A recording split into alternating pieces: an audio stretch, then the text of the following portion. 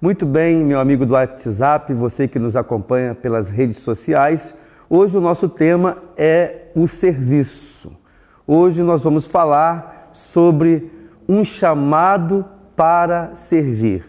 Nós temos um texto na Palavra de Deus que está na carta do apóstolo Paulo aos Efésios, no capítulo de número 2, logo no versículo de número 10, que está escrito: porque somos criação de Deus, realizada em Cristo Jesus, para fazermos boas obras, as quais Deus preparou antes para nós as praticarmos. Eu não sei se é do seu conhecimento, mas Elvis Presley, um grande artista, um grande músico, ele, por algum momento, ele teve dificuldades na vida, porque ele teve um chamado específico para servir na obra de Deus. A sua esposa, a Priscila Presley, ela relatava, abre parênteses, Elvis vivia em grandes conflitos porque não tinha certeza para aquilo que veio. Na verdade, eu entendo que há muitas pessoas que vivem conflitos porque ele não entendeu o chamado. Nós temos um chamado para servir e esse chamado é da parte de Deus.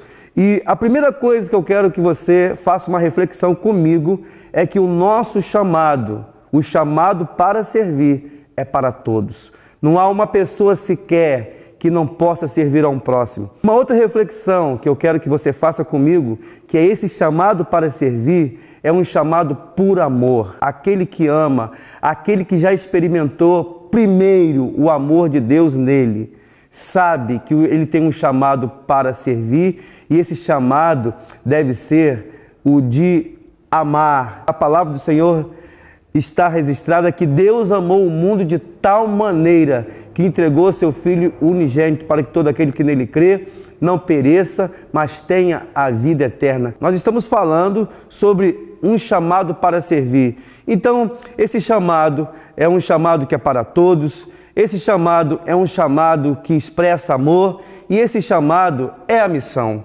Todos nós temos uma missão aqui na Terra e precisamos entender o chamado.